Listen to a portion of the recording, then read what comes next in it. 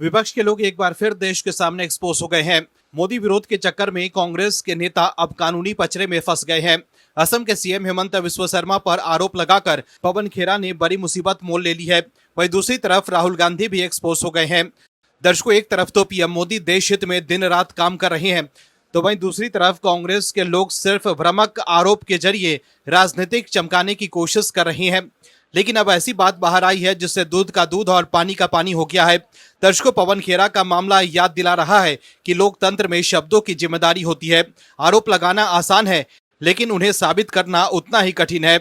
और जब ये संतुलन बिगड़ता है तो अदालत को हस्तक्षेप करना पड़ता है। आज कांग्रेस के सामने एक अवसर आत्ममंथन का है। अगर पार्टी का ये सिलसिला इसी तरह चलता रहा तो अदालतों की सख्ती और जनता का अविश्वास दोनों ही बढ़ते जाएंगे। दर्शकों, पवन खेरा अब ऐसे फंसे हैं कि असम पुलिस एक्शन में है।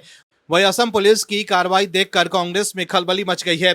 इसके बारे में आगे आपको बताएंगे। उससे पहले बता दें कि कैसे पीएम मोदी ने विपक्ष के मंसूबों पर पानी फेर दिया है।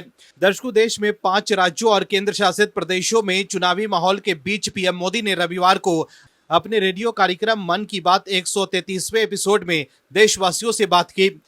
पीएम मोदी ने देश की कई बड़ी उपलब्धियों का जिक्र किया। पीएम मोदी ने परमाणु ऊर्जा और पवन ऊर्जा में भारत की कामयाबी पर खुशी जताई। नॉर्थ ईस्ट में बांस से हो रहे नए कामों की सराहना की। गणित ओलंपियाड में भारत की बेटियों के शानदार प्रदर्शन पर गर्व जताया।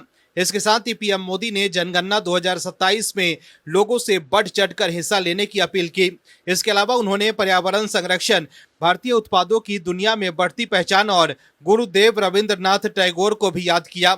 वहीं पश्चिम बंगाल चुनाव के दूसरे फेज से पहले पीएम मोदी ने रविवार को एक बड़ा ऐलान किया है। पीएम मोदी ने कहा है कि बंगाल में बीजेपी सरकार बनने पर पीएम किसान सम्मान निधि को बढ़ाकर 9,000 रुपए किया जाएगा।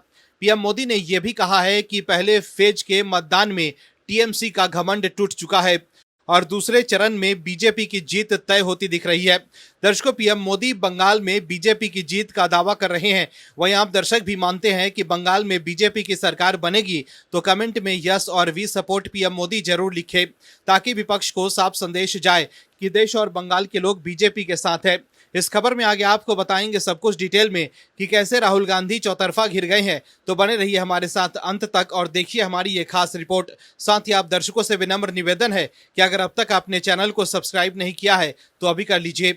साथ ही बेल आइकॉन को भी दबाएं। दर्शकों, पश्चिम बंगाल विधानसभा चुनाव 2026 के दूसरे चरण के मतदान से पहले राज्य में एक भावुक और प्रेरणादायक लहर देखने को मिल रही है। पीएम मोदी, जो अपनी रैलियों में अक्सर आम जनता से सीधे संवाद करते हैं, ने एक बार फिर साबित कर दिया है कि वो जो कहते हैं उसे पूरा करके दिखाते हैं। सिलीगुड़ी और जंगीपुर की उन बेटियों के घरों में आज खुशियों का ठिकाना नहीं है जिन्होंने चुनावी रैलियों के दौरान पीएम मोदी का हाथ से बना हुआ स्केच उन्हें भेंट किया था। पीएम मोदी ने वादा किया था कि वे उन्हें पत्र लिखेंगे और अब वो वादा उन बेटियों के दरवाजे तक पहुंच गया है। दर्शकों, पीएम मोदी काम करके दिखा रहे हैं, तो वहीं कांग्रेस सिर्फ भ्रामक आरोप लगाकर राजनीतिक माइलेज लेने की कोशिश कर रही है। पवन खेरा ने असम में जो किया है उसे सब जानते हैं। अब कोर्ट भी कह रहा है कि पवन खेरा को हिरासत में लेकर पूछताछ जरूरी है। वहीं असम के मुख्यमंत्री हेमंत बिस्वा शर्मा की पत्नी रेणुकी भुइयां शर्मा की याचिका पर बुरे फंसे कांग्रेस प्रवक्ता पवन खेरा इस पूरे मामले में अकेले पड़ते दिख रही हैं। गुवाहाटी हाई कोर्ट ने भी उनकी अग्रिम जमानत याचिका खारिज कर दी है। हालांकि पार्टी ने कहा है कि इस फैसले को सुप्रीम कोर्ट में चुनौती दी जाएगी। इस संबंध में पार्टी नेता जयराम रमेश की तरफ से सफाई दी गई है और कहा गया है कि पवन खेरा अकेले नहीं है। वहीं राघव चड्ढा सहित आम आदमी पार्टी के 7 सांसदों ने बीजेपी ज्वाइन कर ली है। वहीं केजरीवाल की पार्टी आप ने राज्यसभा के सभापति और उपराष्ट्रपति को याचिका भेजकर सांसदों की सदस्यता खत्म करने की मांग की है। वहीं राज्यसभा सांसद राघव चड्ढा के साथ आप से बगावत करने वाले पूर्व क्रिकेटर हरभजन सिंह अब केंद्रीय सुरक्षा के साए में रहेंगे। पंजाब सरकार द्वारा सुरक्षा वापस लिए जाने के बाद केंद्र सरकार ने उन्हें सुरक्षा दी है।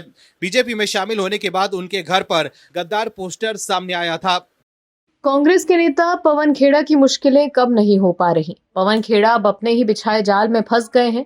खेड़ा सोच रहे थे कि वो असम में सीएम हेमंत बिस्वा शर्मा और उनकी पत्नी पर फर्जी आरोप लगाकर सियासी माइलेज ले लेंगे, लेकिन अब पवन खेड़ा ऐसे फंसते जा रहे हैं कि कोर्ट भी उन्हें राहत नहीं दे रहा। सुप्रीम कोर्ट से लेकर देश के अलग अलग अदालतों में चक्कर काटने के बाद भी पवन खेड़ा को राहत नहीं मिल रही। वहीं पवन खेड़ा अब असम पुलिस द्वारा शिकंजा कसने के बाद राहुल गांधी ने इन्हें तानाशाही कहा है। राहुल गांधी ने कहा था कि सीएम हेमंत बिस्वा शर्मा कांग्रेस के नेता को डराने की कोशिश कर रहे हैं, लेकिन कांग्रेस के लोग बब्बर शेर हैं, वो किसी से डरते नहीं। लेकिन बीजेपी का कहना है कि अगर पवन खेड़ा बब्बर शेर हैं तो वो कार में छुप छुप कर भाग क्यों रहे थे? क्यों पवन खेड़ा दिल्ली से हैदराबाद भाग गए? एक बार फिर कांग्रेस पर गंभीर सवाल उठ रहे हैं कि मोदी और बीजेपी विरोध के चक्कर में पार्टी के नेता कैसे कानूनी पचड़े में फंसते जा रहे हैं। गुवाहाटी हाईकोर्ट की पवन खेड़ा पर टिप्पणी ने कांग्रेस की राजनीतिक बयानबाजी पर गंभीर सवाल खड़े किए। राहुल गांधी के मोदी सरनेम से लेकर पवन खेड़ा के ताजा विवादों तक कोर्ट को तय करने पड़ रहा है मर्यादा की सीमा। दर्शकों, भारतीय लोकतंत्र में विपक्ष एक संतुलनकारी शक्ति के रूप में कार्य करता है। ये भूमिका तब और ज्यादा महत्वपूर्ण हो जाती है जब सत्ता पक्ष के निर्णयों पर सवाल उठाने की आवश्यकता होती है, लेकिन जब ये सवाल तथ्यों से परे आरोपों, अतिशयोक्ति और व्यक्तिगत हमलों में बदलने लगते हैं, तब लोकतांत्रिक विमर्श कमजोर पड़ता है। कांग्रेस नेता पवन खेड़ा से जुड़ा मामला भी कुछ ऐसा ही है, जो कि प्रवृत्ति की ओर इशारा करता है, जहां आखिरकार न्यायालय को हस्तक्षेप कर राजनीतिक बयानबाजी की सीमाएं तय करनी पड़ी। गुवाहाटी हाईकोर्ट द्वारा पवन खेड़ा के बयान पर की गई टिप्पणी पूरे राजनीतिक संवाद के स्तर पर सवाल उठाने वाला संकेत माना जाए तो कुछ गलत नहीं होगा। पवन खेड़ा द्वारा हेमंत बिस्वा शर्मा की पत्नी के खिलाफ लगाए गए आरोपों पर न्यायालय ने स्पष्ट किया कि किसी गैर राजनीतिक व्यक्ति को राजनीतिक आरोपों में घसीटना अनुचित होने के साथ ही कानूनी दृष्टिकोण से भी आपत्तिजनक है। ऐसे में कोर्ट की ये टिप्पणी इस बात का प्रमाण है कि अब न्यायपालिका राजनीतिक बयानबाजी को राजनीतिक भाषा मानकर नजरअंदाज करने के मूड में नहीं है। पवन खेड़ा का यह तर्क है कि उन्होंने सिर्फ सवाल उठाए थे, लेकिन कोर्ट उनकी दलीलों से संतुष्ट नहीं हो सका। ये वही प्रवृत्ति है जो पिछले कुछ सालों में कांग्रेस की राजनीति में बार बार देखने को मिलती है, जहां आरोपों को प्रश्न का रूप देकर प्रस्तुत किया जाता है ताकि कानूनी जवाबदेही से बचा जा सके। लेकिन असलियत ये है कि कांग्रेस की दाल अब नहीं गल रही और कांग्रेस देश के सामने एक्सपोज होती जा रही है। इस तरह के बयान देने वालों में पवन खेड़ा अकेले नहीं है। कांग्रेस के शीर्ष नेतृत्व, खास तौर पर राहुल गांधी के बयानों का इतिहास भी इस तरह के विवादों से भरा पड़ा है। चौकीदार चोर है जैसे नारे से राजनीतिक माहौल को गरमाया जरूर था, लेकिन जब मामला अदालत तक जा पहुंचा तो राहुल गांधी को स्पष्टीकरण देना पड़ा और खेद भी व्यक्त करना पड़ा था। कानूनी पचड़े में फंसने के बाद अब इस बयान के लिए राहुल गांधी ने माफी मांगी। इस प्रकार राफेल सौदे को लेकर लगाए गए आरोप भी लंबे समय तक चर्चा में रहे, लेकिन उन्हें भी न्यायालय में साबित नहीं किया जा सका। वहीं राहुल गांधी का मोदी सरनेम वाला बयान भी इसी कड़ी का हिस्सा है, जिसने उन्हें मानहानि के मामले में सजा तक दिलाई। ये अलग बात है कि आगे इस मामले में उन्हें राहत मिल गई, लेकिन इस पूरे प्रकरण ने तो ये स्पष्ट कर ही दिया कि राजनीतिक बयानबाजी की भी एक सीमा होती है, जिसे पार करने पर कानूनी परिणाम भुगतने पड़ सकते हैं। इसी तरह से समय समय पर देश के बाहर विदेशों में दिए गए बयानों को लेकर भी राहुल गांधी विवादों में रहे हैं। ब्रिटेन और अमेरिका में भारतीय लोकतंत्र पर सवाल उठाने के मामले में साथ ही तमाम प्रश्नों ने राजनीतिक बहस को और तेज कर दिया। इसके अलावा चीन ने भारत की जमीन हड़प ली है वाले मामले में भी राहुल गांधी को सुप्रीम कोर्ट में यू टर्न लेना पड़ा। राहुल गांधी को शीर्ष अदालत से कड़ी फटकार भी पड़ी थी। वहीं चौतरफा घिरने के बाद राहुल गांधी ने कहते हुए यू टर्न ले लिया था कि मीडिया में छपी खबर के आधार पर वो ये आरोप लगा रहे थे। वहीं वोट चोरी को लेकर भी राहुल गांधी ने पीएम मोदी और बीजेपी पर खूब आरोप लगाए थे, लेकिन जब बीजेपी ने सुप्रीम कोर्ट जाने की अनुमति दी और चुनाव आयोग ने हलफनामा मांगा तो राहुल गांधी पीछे हट गए और उनका ये मुद्दा भी फ्लॉप हो गया। इन सभी घटनाओं को एक साथ रखा जाए तो ये स्पष्ट पैटर्न उभरता है कि कांग्रेस के नेता पहले तीखे और गंभीर आरोप लगाते हैं, फिर उन्हें राजनीतिक विमर्श में फैलाया जाता है और जब फंसते हैं तो या तो पीछे हटना पड़ता है या मामला अदालत तक पहुंच जाता है। वहीं पवन खेड़ा के मामले में गुवाहाटी हाईकोर्ट की टिप्पणी इस बात का संकेत है कि लोकतंत्र में अभिव्यक्ति की स्वतंत्रता असीमित नहीं है। जब किसी व्यक्ति की प्रतिष्ठा दांव पर लगती है, विशेषकर वो व्यक्ति जो राजनीति में सक्रिय नहीं है, तब कानून हस्तक्षेप करता है। अदालत ने स्पष्ट किया है कि आरोपों को साबित करना आवश्यक है, अन्यथा वो संभावित अपराध बन सकते हैं। ऐसे में जब कोर्ट से झटका लगने के बाद पवन खेड़ा असम पुलिस से भागे भागे फिर रहे हैं। दर्शकों, पश्चिम बंगाल विधानसभा चुनाव के लिए 29 अप्रैल 2026 को दूसरे चरण के 142 सीटों पर मतदान होना है। वहीं इससे पहले सभी राजनीतिक दल चुनाव प्रचार में जुटे हैं। वहीं इस कड़ी में पीएम मोदी ने बंगाल में जनसभा को संबोधित किया। इस दौरान पीएम मोदी ने राज्य की सत्ताधारी टीएमसी पर जमकर निशाना साधा। साथ ही पीएम मोदी ने बंगाल में मोदी की गारंटी के बारे में भी जनता को जानकारी दी। पीएम मोदी ने कहा कि बंगाल का ये चुनाव अब अंतिम चरण में है, लेकिन आपने एक बात नोटिस की होगी, 15 साल पहले टीएमसी मां माटी मानुष की बात करके सत्ता में आई थी, लेकिन अब इनके मुंह से मां माटी मानुष ये शब्द तक नहीं निकलते। आखिर क्यों, क्या कारण है? पीएम मोदी ने आगे कहा कि ये टीएमसी वाले अगर मां माटी मानुष की याद दिलाएंगे तो इनके पाप सामने आ जाएंगे। टीएमसी की निर्ममता ने मां को रुला दिया, माटी को सिंडिकेट और घुसपैठियों के हवाले कर दिया और बंगाल के मानुष को पलायन के लिए मजबूर कर दिया। वहीं दूसरी तरफ लोकसभा में नेता प्रतिपक्ष राहुल गांधी ने पश्चिम बंगाल के आसनसोल में कांग्रेस कार्यकर्ता देवदीप चटर्जी की हत्या पर सवाल उठाया। उन्होंने राज्य की ममता सरकार पर जमकर निशाना साधा। राहुल गांधी ने टीएमसी के कार्यकर्ताओं पर देवदीप की हत्या के आरोप लगाते हुए कहा कि पश्चिम बंगाल में आज लोकतंत्र नहीं है, टीएमसी का गुंडा राज चल रहा है।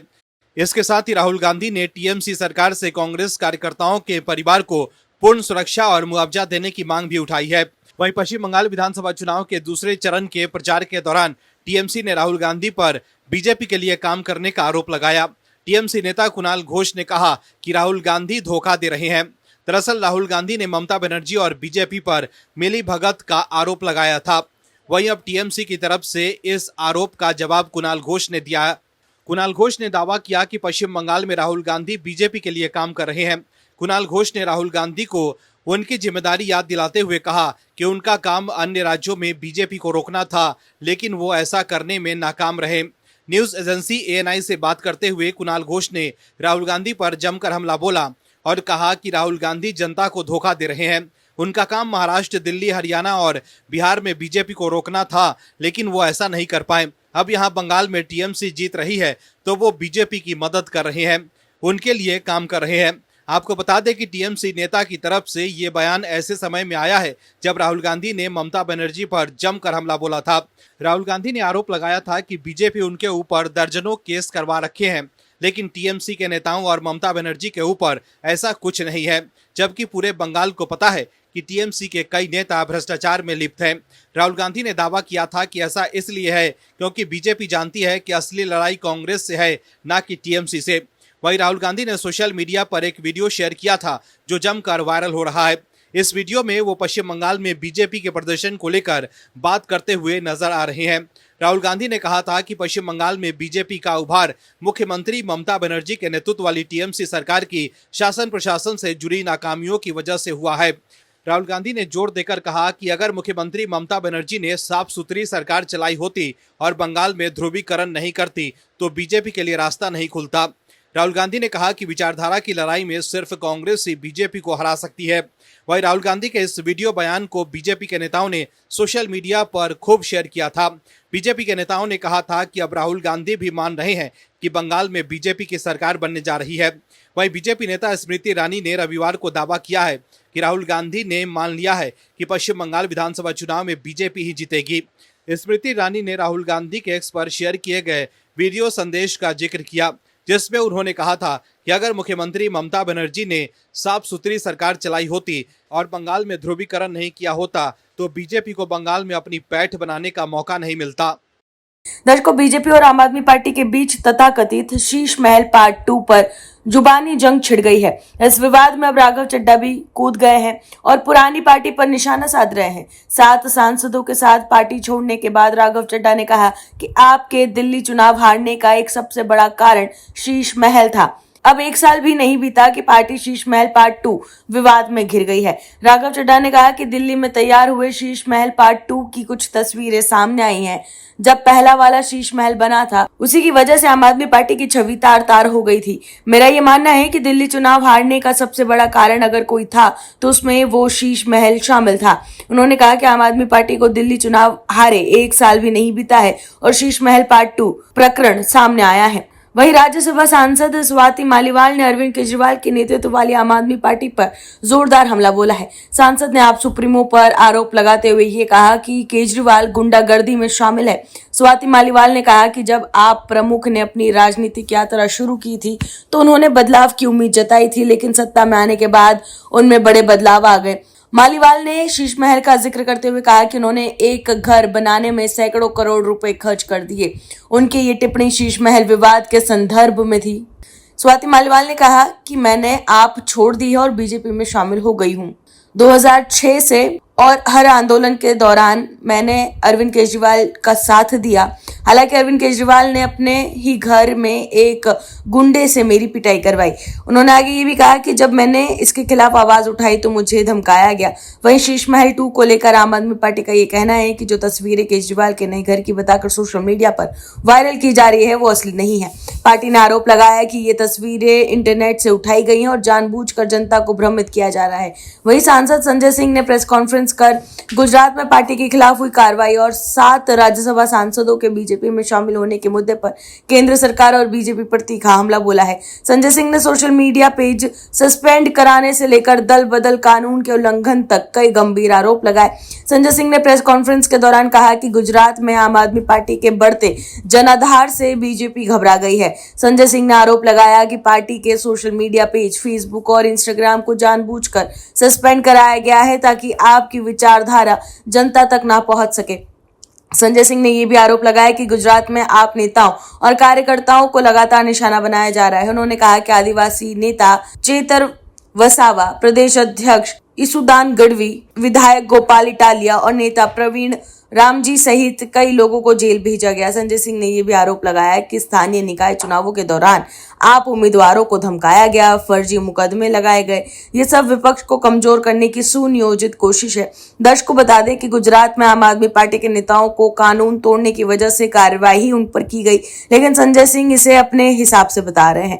वहीं आप सांसद संजय सिंह ने एक प्रेस कॉन्फ्रेंस में पार्टी से बगावत करने वाले 7 राज्यसभा सांसदों को साफ संदेश दिया है कि आप जिस दल से चुने गए हैं, अगर आपको उससे मतभेद है तो आप इस्तीफा दे दीजिए और जहां जाना है जाइए। Bureau report, OMH news. आप दर्शकों से विनम्र निवेदन है कि चैनल को सब्सक्राइब जरूर करें